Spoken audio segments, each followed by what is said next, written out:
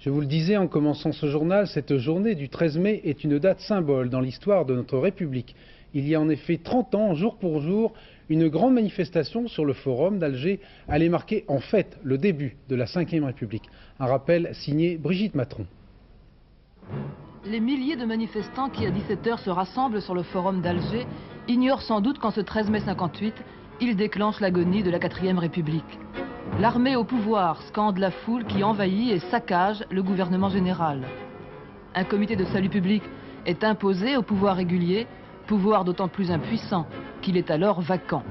Le gouvernement Félix Gaillard est démissionnaire depuis plus de 6 semaines et ni Georges Bidault ni René Pleven n'ont pu former le leur. C'est Pierre Flimelin qui est en ce moment chargé par le président Coty de constituer un cabinet. Mais les organisateurs du 13 mai veulent à tout prix empêcher l'investiture d'un homme que l'on dit prêt à abandonner l'Algérie. En réaction à cette pression insurrectionnelle, les députés vont accorder dans la nuit leur confiance à Pierre Flimelin. Inutile sursaut de civisme, car un 3e postulant à l'exercice du pouvoir entre alors en scène, le général de Gaulle. L'idée d'un recours à l'homme du 18 juin, suggéré dans l'ombre depuis des mois par l'antenne gaulliste d'Alger, devient réalité le 15 mai avec le vif de Gaulle que lance le général Salan. De Gaulle répond à cet appel le même jour en se déclarant prêt à assumer le pouvoir. Parole capitale qui avalise en quelque sorte l'insurrection et qui consacre l'éclatement du pouvoir en 3 pôles, Paris, Alger et Colombey, où s'entame un intense chassé-croisé de personnalités. Et le 27 mai, le général annonce officiellement « J'ai entamé le processus régulier nécessaire à l'établissement d'un pouvoir républicain ».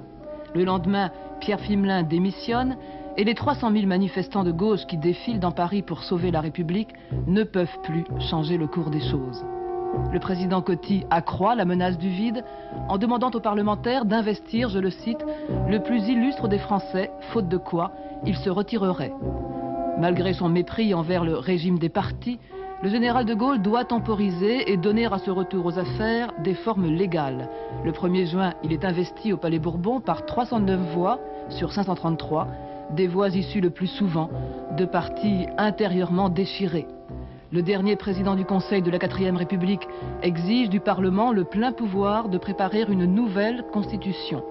Avec près de 80% de oui, elle sera approuvée lors du référendum de septembre. Le régime né en 1958 d'une journée d'insurrection trouvera ainsi sa légitimité sous l'onction du suffrage universel. Et 10 ans plus tard, après...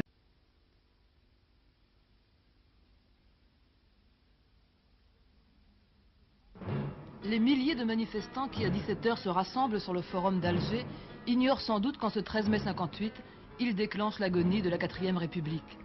L'armée au pouvoir scande la foule qui envahit et saccage le gouvernement général. Un comité de salut public est imposé au pouvoir régulier, pouvoir d'autant plus impuissant qu'il est alors vacant. Le gouvernement Félix Gaillard est démissionnaire depuis plus de 6 semaines et ni Georges Bidault ni René Pleven n'ont pu former le leur. C'est Pierre Flimelin qui est en ce moment chargé par le président Coty de constituer un cabinet.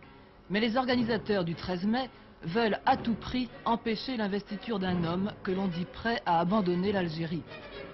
En réaction à cette pression insurrectionnelle, les députés vont accorder dans la nuit leur confiance à Pierre Flimelin.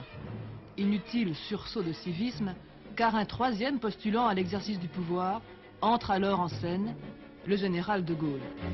L'idée d'un recours à l'homme du 18 juin, suggéré dans l'ombre depuis des mois par l'antenne gaulliste d'Alger, devient réalité le 15 mai avec le vif de Gaulle que lance le général Salan.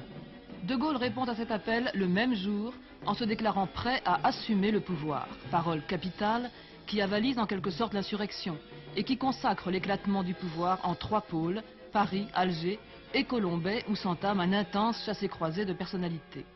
Et le 27 mai, le général annonce officiellement « J'ai entamé le processus régulier nécessaire à l'établissement d'un pouvoir républicain ». Le lendemain, Pierre Flimelin démissionne et les 300 000 manifestants de gauche qui défilent dans Paris pour sauver la République ne peuvent plus changer le cours des choses. Le président Coty accroît la menace du vide en demandant aux parlementaires d'investir, je le cite, « le plus illustre des Français, faute de quoi il se retirerait ». Malgré son mépris envers le régime des partis, Le général de Gaulle doit temporiser et donner à ce retour aux affaires des formes légales. Le 1er juin, il est investi au Palais Bourbon par 309 voix sur 533, des voix issues le plus souvent de partis intérieurement déchirés. Le dernier président du Conseil de la 4e République exige du Parlement le plein pouvoir de préparer une nouvelle constitution. Avec près de 80% de oui, elle sera approuvée lors du référendum de septembre. Le régime né en 1958 d'une journée d'insurrection trouvera ainsi sa légitimité sous l'onction du suffrage universel.